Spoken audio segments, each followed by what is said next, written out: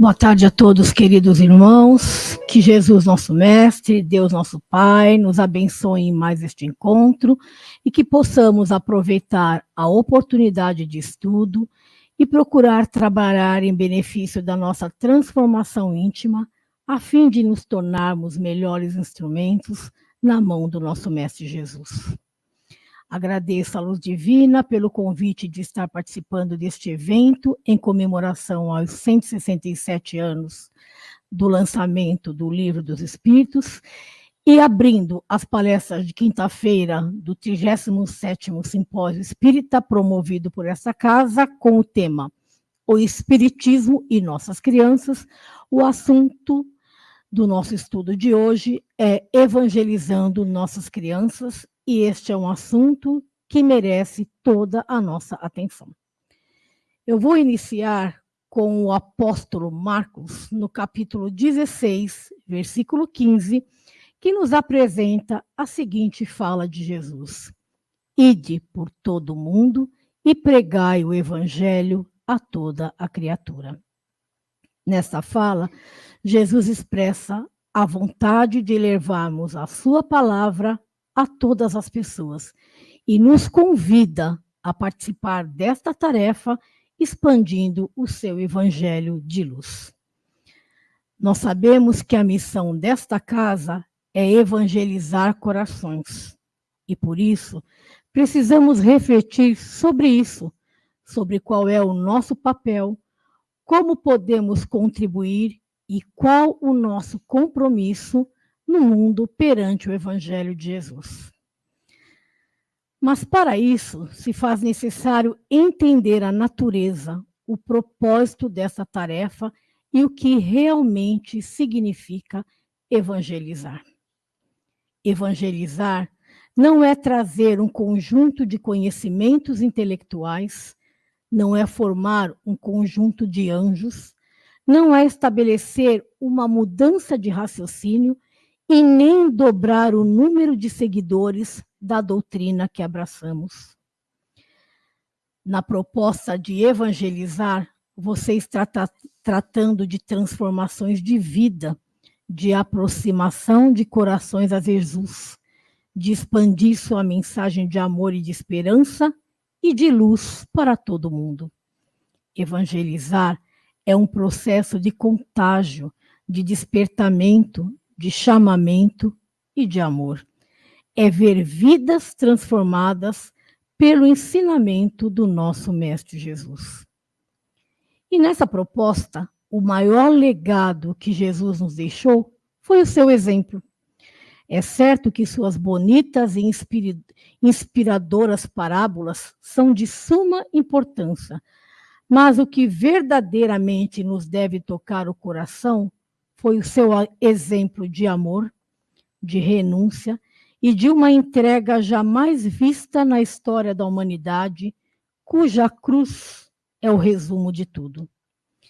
Não podemos dispensar de maneira alguma o conhecimento, pois ele é primordial para o nosso aprendizado, para a nossa vida, mas todo conhecimento, toda instrução deve estar envolvida pelo amor. Transmitir valores e exemplos é a maior evangelização que podemos fazer. E para que você possa evangelizar, precisa estar evangelizado. Para entender a evangelização, para educar uma alma, despertando-a para os seus verdadeiros potenciais, para a grandeza a que se destina, você precisa, de fato, ter um traço desse amor que vibrou na cruz. Você precisa ter esse sentimento incutido dentro de você. E quando nós falamos sobre a evangelização de crianças, todas as vezes que olhamos para uma, nós podemos ver o símbolo da pureza, da ternura, da delicadeza e da esperança. E Erasmo Carlos utilizava em uma das suas músicas uma frase que define bem o que nós pensamos. Ele dizia assim, que um menino que brincava lhe falou que hoje ele é semente do amanhã. E todos nós pensamos assim. Depositamos na nova geração a esperança de um mundo melhor. Sabemos que a criança é o futuro e que amanhã nós dependeremos delas.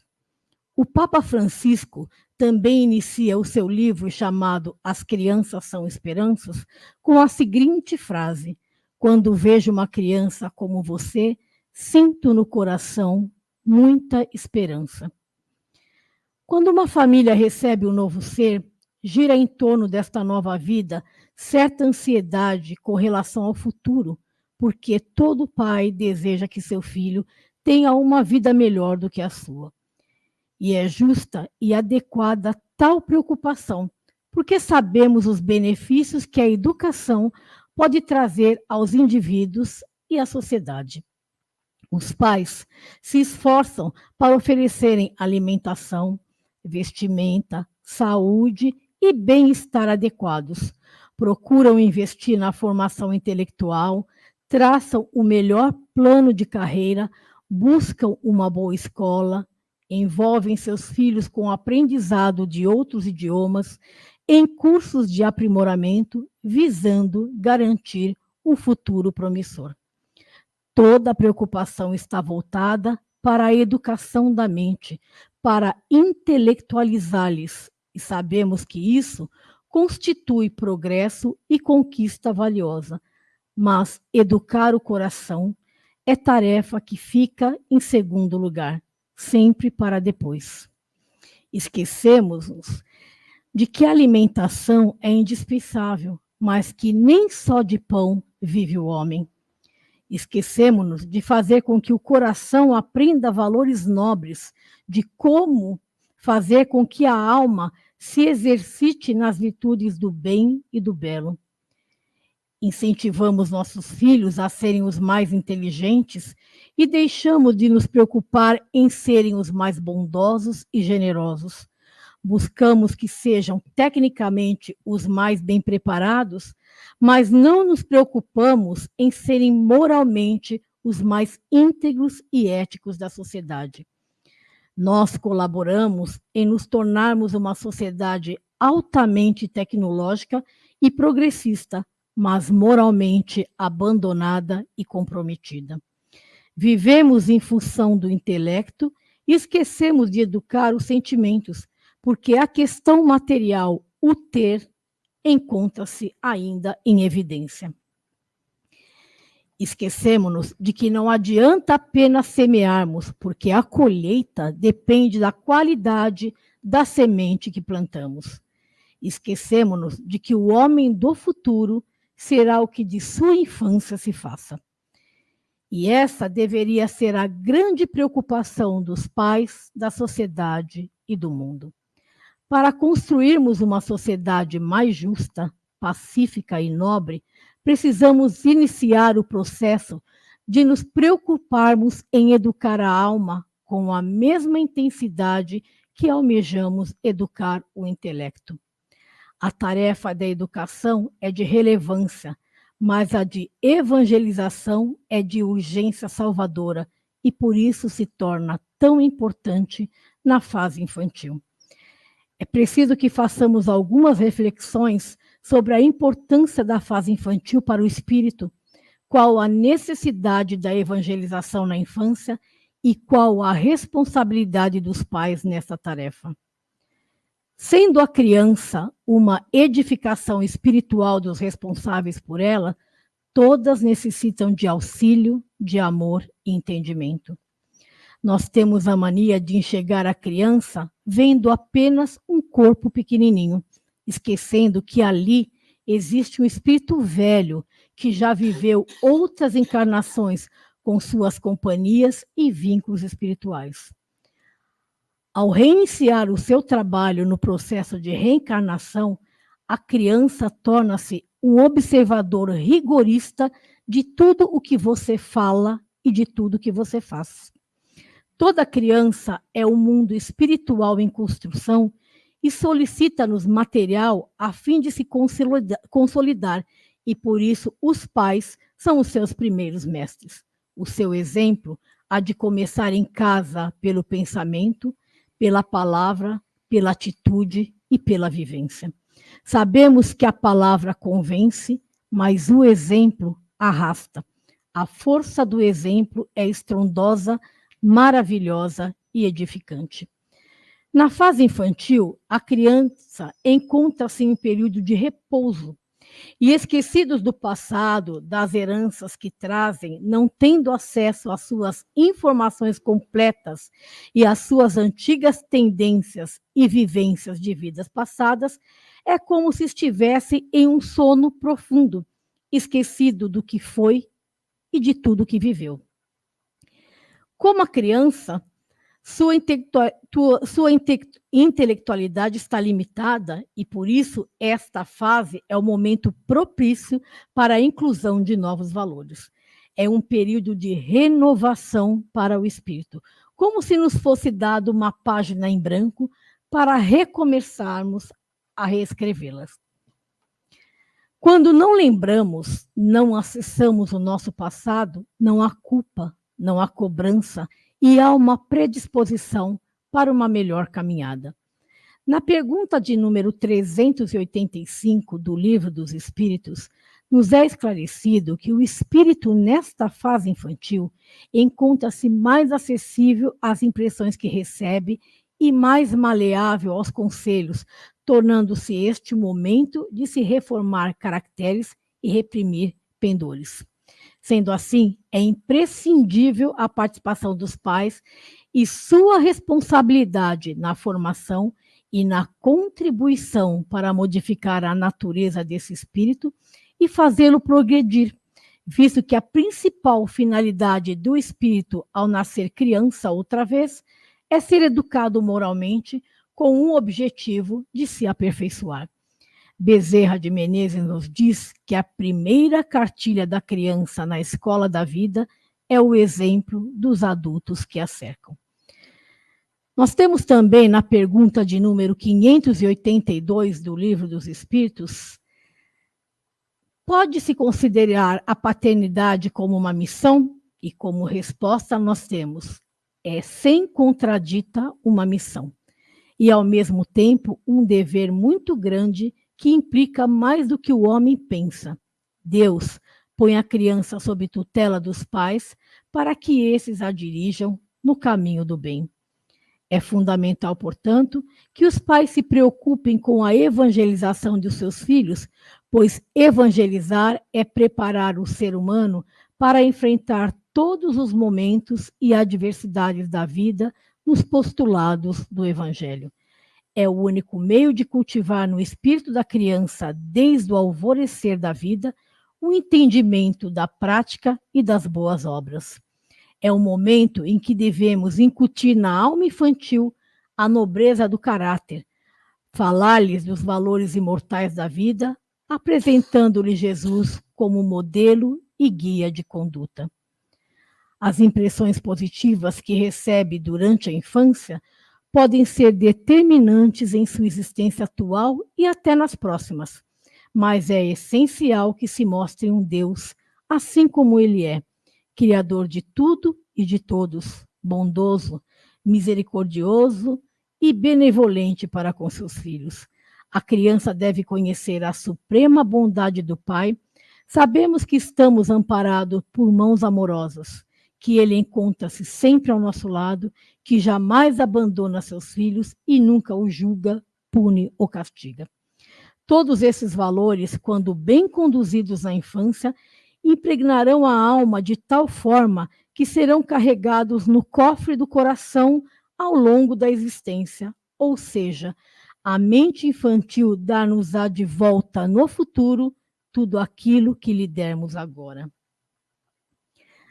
A criança precisa ter a base religiosa antes que chegue à adolescência, período em que já deixou de ser criança, que encontra-se em uma outra fase de desenvolvimento, em uma etapa difícil, marcada por mudanças de ordem biológica, psicológica e social, e necessita mais do que nunca de orientação e amparo para que possa estar bem. Na adolescência, o espírito retoma a natureza que lhe é própria e se mostra tal como era. Todo o seu eu vem à tona. Mas se os pais tiverem conseguido atingir um ponto de referência no coração dos filhos, quando a situação apertar, quando os conflitos aparecerem, eles irão recorrer aos ensinamentos dos pais que ali plantaram uma semente. E é justamente nesse momento que se espera que os valores novos se sobreponham sobre o seu antigo eu, que renove a sua personalidade, que progrida e cresça, saindo desta encarnação mais evoluído. A criança evangelizada torna-se um jovem digno, transformando-se em um cidadão do amor com expressiva bagagem de luz para toda a vida, mesmo que transitando por trevas exteriores. Então, conhecer Jesus, ter Jesus em nossas vidas é a melhor medida de prevenção, é uma profilaxia contra as adversidades da vida, contra o aborto, contra o suicídio e contra as drogas. Sabemos que a intelectualidade é importante, mas num momento de aflição e desespero, ela não salva. Jesus, sim, é o melhor remédio, não há outro caminho. Por isso, se faz tão importante falar do amor de Jesus desde a mais tenra idade, falar da sua misericórdia, do perdão, da caridade, desse sentimento que vibra dentro de nós. O que mais marca uma criança não são as palavras, mas as vibrações que a envolvem, e isso é possível fazer, inclusive, no ventre materno. Envolver o feto com vibrações amorosas de Jesus e com a proteção de Deus já é evangelizar. Evangelizar é difundir a boa nova, anunciar ao mundo a força do bem, da alegria. Toda vez que a nossa vida irradia alegria, esperança, toda vez que o nosso olhar se esparge de luz, estamos evangelizando, estamos cumprindo a tarefa na sua essência fundamental. Não devemos deixar que ninguém passe por nós sem que leve uma gota da revelação do Evangelho inserido em sua alma, assim como Jesus desejava, porque isso já é recurso suficiente para que ela entre num processo de transformação gradual. Não permita que nenhuma pessoa passe por ti sem levar algo de Jesus. Se não forem palavras, que seja em um sorriso, em um olhar, em um abraço amigo, que seja em um ombro, em um conselho, mas que seja uma gota de Jesus. O amor encontra sempre um espaço para renovar e transformar uma vida. Eu vou ler agora uma pequena mensagem de Meimei intitulada A Criança, que resume praticamente toda essa palavra. Ela nos diz o seguinte: a criança é o dia de amanhã solicitando-nos concurso fraternal. Planta nascente é a árvore do futuro que produzirá segundo o nosso auxílio e sementeira. Livro em branco exibirá depois aquilo que lhe gravarmos nas páginas agora. Luz iniciante brilhará no porvir conforme o combustível que lhe ofertarmos no coração.